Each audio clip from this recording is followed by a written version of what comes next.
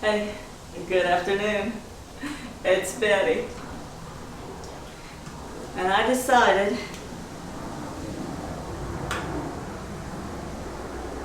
as I'm getting this thing ready to sell,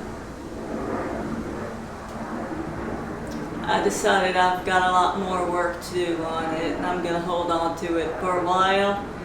Not going to sell it just yet.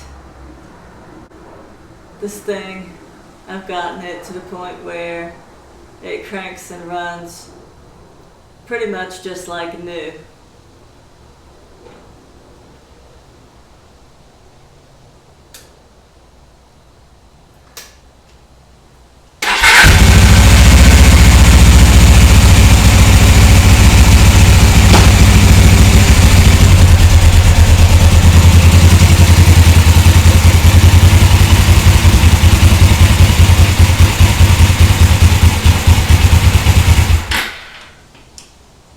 The blinkers work.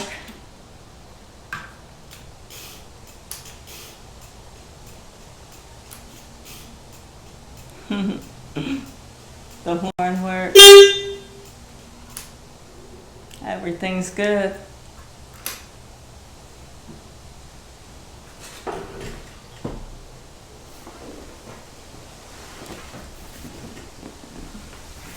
Yesterday, I spent a long time working on it.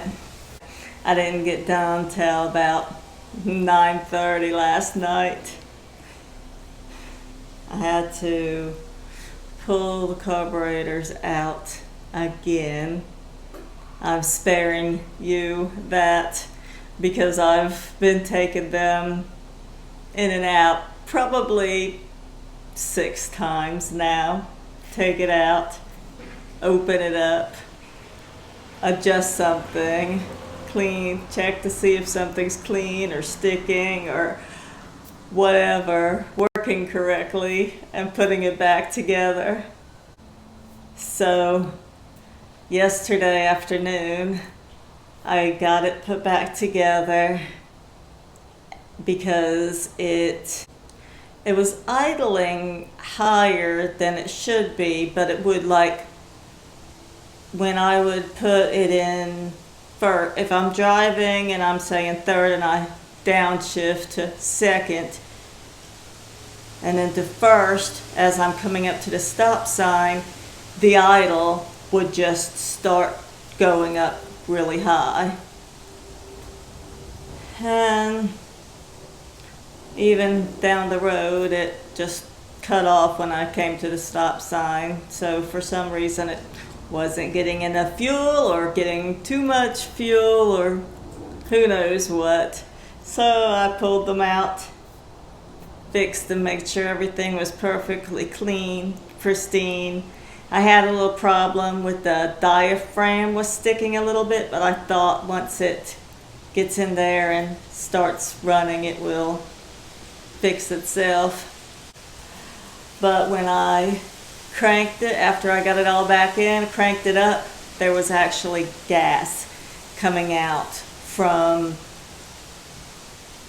I don't know where, but let me show you. I don't know where exactly it was coming from, but it seems to have been coming from someplace around here. This down here was wet with gasoline. You can still see it in the corner here. It's dry, but that's just, I guess, the residue from it. And there was gas puddling up in here, and it was dripping down onto the floor. So I consulted some people knowledgeable on the subject, and they came up with some good advice and solutions. And I ended up deciding to take the carburetors out one more time. I checked the floats, filled up the sink with water, pushed them down in there to make sure they didn't have any leaks. Checked the Washington Monument, could have been sticking, and maybe I inadvertently freed it just by tapping at it, and maybe that's all it was, and it was overflowing. Couldn't imagine it was really going through the engine just because it was raw fuel and the spark plugs were not all wet with gasoline. But it could have just been that I didn't let it run for long enough because the spark plugs are on the top. Maybe it just didn't have time to collect any residue. But it's running great now. There's no drips or leaks. But it makes me feel like I want to hold on to it for a little bit longer and do some more work to it. The rear brake light doesn't work. So be looking for that in the upcoming video. And I may replace the brake pedal depending on if I can find one for a reasonable price. I might change the handlebars. These I believe are called Elkhorn, and I'd like to get some lower, straighter ones. Make it more like a cafe style racer. I think they look better like that. But I'll hold on to all the original parts, so when I do decide to sell it, people will get everything it came with in case they want to put it back to OE standards. Because I've been working all day getting that carburetor back in, and that throttle cable, this time it was so difficult to put it in. It took me a very long time. My fingers still are tender from pushing at the lever for so long, holding it up.